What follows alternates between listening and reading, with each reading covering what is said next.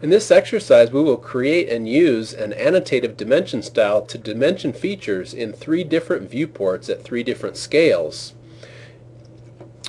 And what it will look like is somewhat like what you see on the screen here. This was done in Paperspace, and these dimensions, if I click on them, were completed in Paperspace. So if I delete them, I'm deleting them in Paperspace.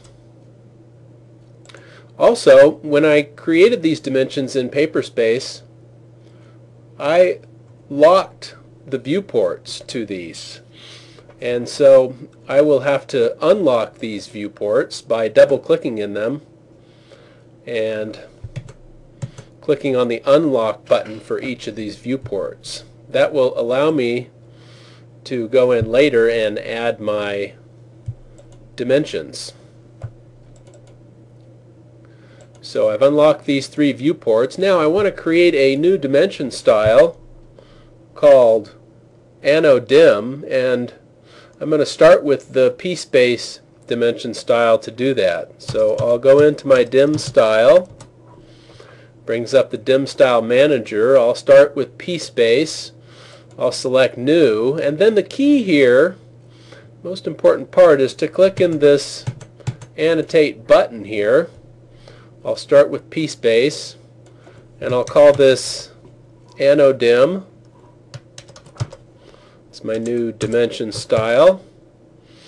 I'll say continue.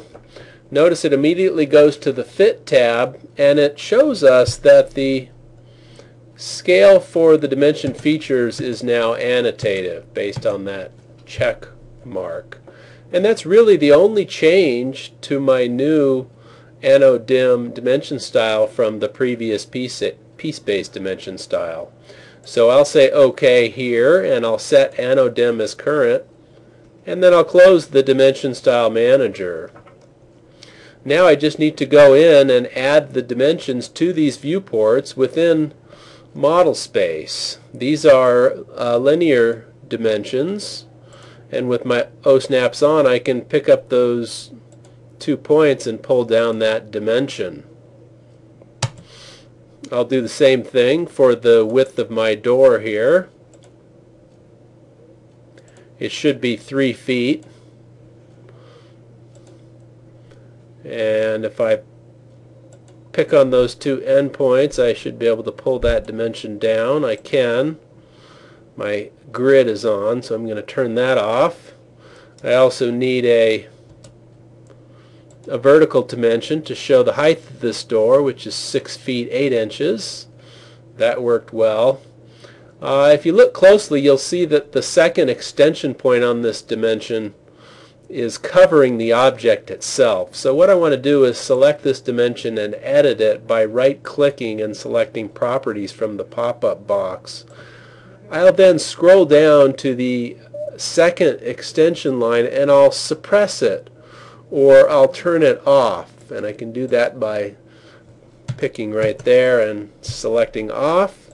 You'll notice immediately that the extension line is now off, and you can see the object line underneath. My last dimension is the overall dimension of my elevation drawing in this bottom viewport, and I'll select those 2 endpoints. Bring down that dimension. I'll double click outside of the viewport to get back into Paperspace, and I've now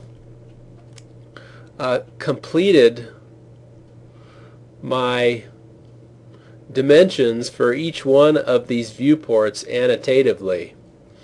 If I go back to the Model tab and I look at these dimensions, you'll notice that the scale is not correct for them in model space. And that's because I placed these dimensions with the annotative option, which adjusts to the viewport scale in that particular viewport. And if you recall, all 3 of these viewports have a different scale. For instance, the garage door had a scale of 3/8 of an inch equals 1 foot. The front door had a scale of 1/2 an inch equals 1 foot, and the The viewport at the bottom showing the entire elevation had a scale of 3/16 of an inch equals a foot.